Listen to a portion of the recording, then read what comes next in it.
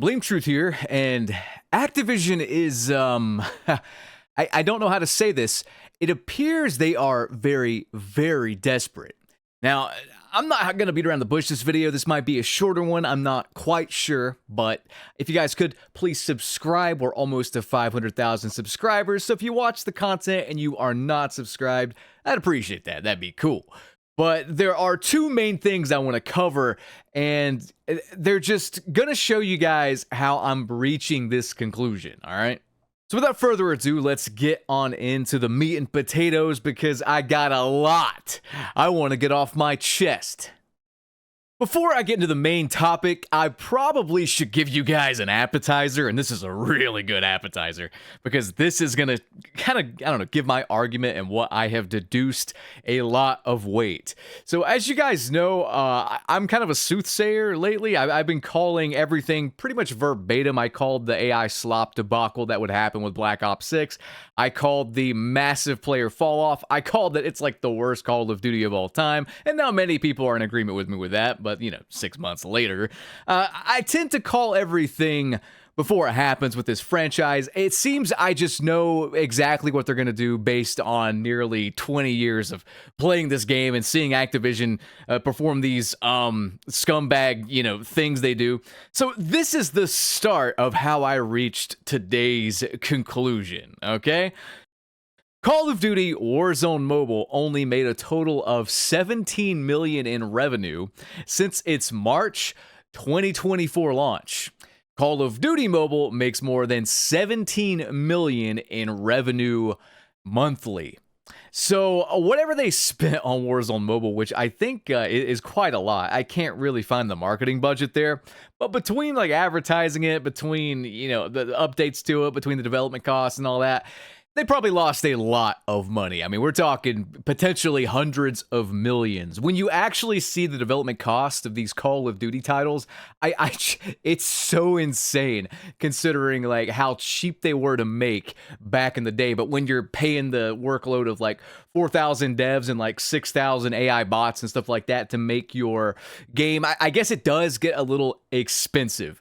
But let's not stray too far off topic here. Warzone Mobile was a colossal failure that lost them a lot of money. Now, pop quiz time, viewer, pop quiz time. This is an easy one. If you don't get this one right, I'm going to ask you to stay after class, and I'm actually going to ask you to drop out because you're fucking stupid. So here's the question, all right? Why did Warzone Mobile fail? It's a pretty easy one. You want to write it in the comments section below? You can pause the video if you want and see if you're right. Okay. We good? All right. Warzone Mobile failed because it fucking sucked. It's using the biggest IP that Call of Duty has with Warzone, and yet it still cannot move the needle because it fucking sucked. Can we all agree there? The game sucked. It's as simple as that. It was a piece of shit, and people did not like it.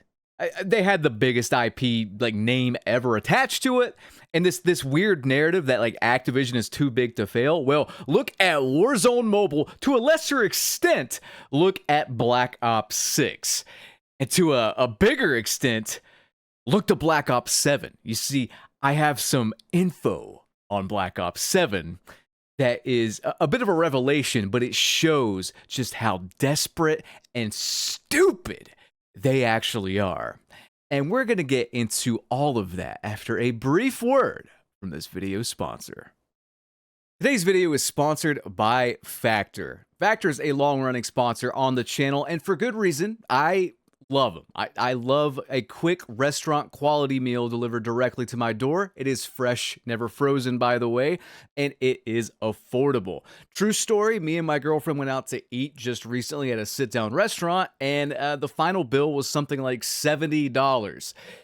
Yeah, If you have sticker shock like me, if you are sick of waiters and waitresses shoving an iPad in your face with 20, 30, 40% tip options selected without your consent, mind you, then do yourself a favor and get Factor. They have high protein options, ketogenic options, vegetarian options, you name it. Factor's got it. They even have juices, smoothies, breakfast, and more. It is convenient, it is fast, it is tasty, and the best part about it is I have a code for you to get it even cheaper.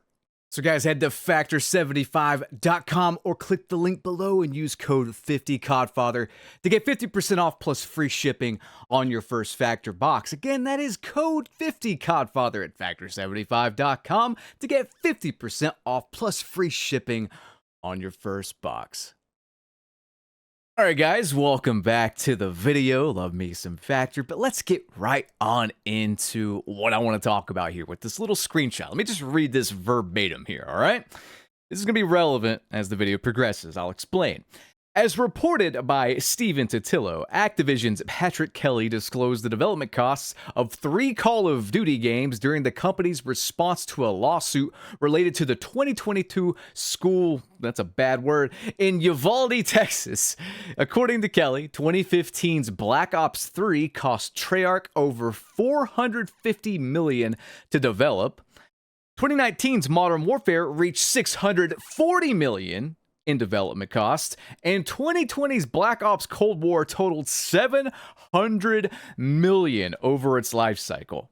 Notably, these figures reflect only development expenses, meaning that when marketing is factored in, each of these titles could have easily exceeded $1 billion in total cost. Despite those exorbitant numbers, each of those games massively profited their creators, selling 43 million. Black Ops 3 sold 43 million, beating out Modern Warfare, which sold 41 million, and beating out Cold War massively, which sold only 30 million.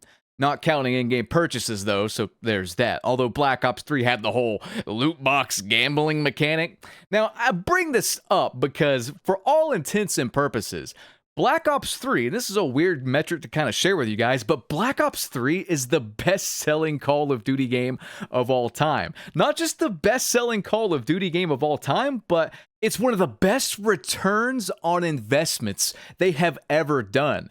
Modern Warfare 2019 sold similarly, but cost nearly $200 million more to make, and then Cold War, for all intents and purposes, was a bit of a flop. 30 million? But it costs even more to make than Modern Warfare 2019. And if you think that's crazy, look at this. No other COD really comes close to Black Ops 3. I mean, this game actually outsold Skyrim, which is crazy to think about. Stardew Valley, World of Warcraft, Payday 2. These are not pushover games that Black Ops 3 is outselling. Now, pop quiz time again, viewer. Pop quiz time. Why did Black Ops 3 sell so well? Why does it continue to sell so well? Actually, it's still selling as of 2025 pretty well. Why does it continue to sell? Because it's a good fucking game. It is. Now, I will say this, campaign a little weak, but campaign's like 4 hours, so who really gives a fuck? I don't care about the campaign, whatever. From what I hear, the Zombies mode is the best Zombies mode they've ever done, and it continues to get support unofficially from modders on PC. The multiplayer is fantastic. It's actually my second favorite multiplayer behind Black Ops 2.